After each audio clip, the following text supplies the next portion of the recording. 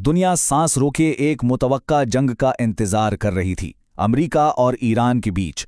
सबको लग रहा था कि उन्हें मालूम है आगे क्या होने वाला है, लेकिन ईरान का जवाब वो किसी के वहमो गुमान में भी नहीं था और उसने सबको सोचने पर मजबूर कर दिया। तो यहाँ सबसे बड़ा सवाल ये उठता है कि आखिर ऐसा हुआ क्यों?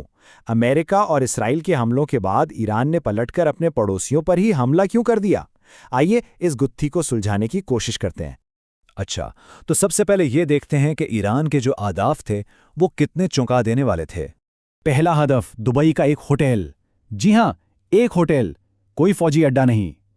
और ये पहला इशारा था कि ईरान जंग के रिवायती उसूलों से खेलने के मूड में बिल्कुल नहीं है। और फिर बहरीन में एक रिहायशी कॉम्प्लेक्स को निशाना बनाया गया। इससे तो उलझन और भी बढ़ गई।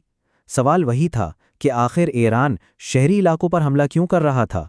जो इब्तदाई खबरें आईं उनमें हर तरफ अफरा तफरी थी। दुबई में धमाके हो रहे थे, उर्दन में एक घर जल रहा था और बहरीन में ड्रोन हमले के तो वाज़े सबूत भी थे। लेकिन एक बात बिल्कुल साफ थी, ये कोई हादसा नहीं था बल्कि एक सोचा समझा मंसूबा था। अब इन हमलों को सही से समझने के लिए हमें थोड़ा पीछे जाना पड़ेगा और ये देखना होगा कि ईरान को इस कोने में धकेला किसने। हकीकत तो ये है कि ईरानी हुकूमत अपनी बका की जंग लड़ रही थी। यही टाइमलाइन दिखाती है कि दबाव कैसे बढ़ता गया। 2018 में अमेरिका जौहरी मुआहदे से निकल गया।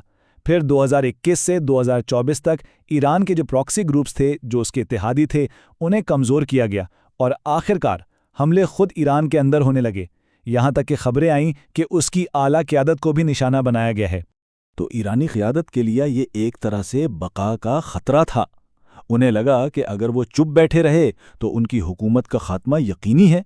उनके पास सिर्फ दो ही रास्ते थे, या तो हथियार डाल दें या फिर एक ऐसा खतरनाक कदम उठाएं जिसकी किसी को भी तवक्को ना हो। और यहीं पर ईरान ने अपना सबसे खतरनाक दांव खेला। ये हमले गुस्से में उठाया गया कोई कदम नहीं थे, नहीं, बल्कि ये एक सोची समझी और इंतहाई खतरनाक हिकमत अमली का हिस्सा थे। ये एक जुमला ईरान की पूरी हिकमत अमली का खुलासा कर देता है। उन्होंने ये वाज़े कर दिया कि अब से ईरान पर हमले की कीमत सिर्फ ईरान नहीं चुकाएगा, बल्कि खित्ते में मौजूद अमेरिका के इत्तेहादी भी चुकाएंगे। ये हिकमत अमली आप कह सकते हैं कि 4 मराहिल पर मुश्तमिल थी। पहला कदम, अमेरिकी इत्तेहादियों को टारगेट करो। दूसरा, उनकी मईशत को वहां मारो जहां सबसे ज्यादा तकलीफ हो, यानी तेल और सियाहत। तीसरा, उन ममालिक पर इतना दबाव डालो कि वो खुद अमेरिका को पीछे हटने पर मजबूर करें। और आखिरी मकसद, अमेरिका को वापस मुज़ाकरात की मेज़ पर लाना। और इसका असर फौरी तौर पर नजर आया। कतर एयरवेज, एमिरेट्स, इत्तेहाद जैसी बड़ी एयरलाइंस की परवाजें रुक गईं और इससे आलमी सफ़र और तिजारत का पूरा निज़ाम धर्म भरम होकर रह गया।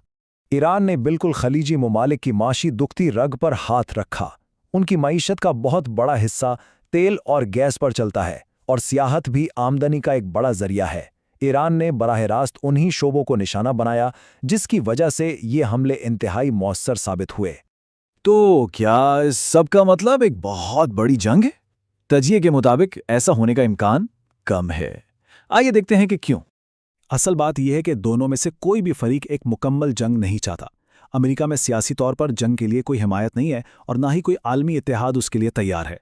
वहीं दूसरी तरफ ईरान भी अपनी फौजी हदूद को जानता है और इसका असल मकसद तबाही फैलाना नहीं बल्कि मुज़ाकरात की बहाली है। और आखिर में आइए देखते हैं कि ईरान के इस खतरनाक जुए ने मुस्तकबिल की जंगों के लिए क्या नए दरवाजे खोले हैं।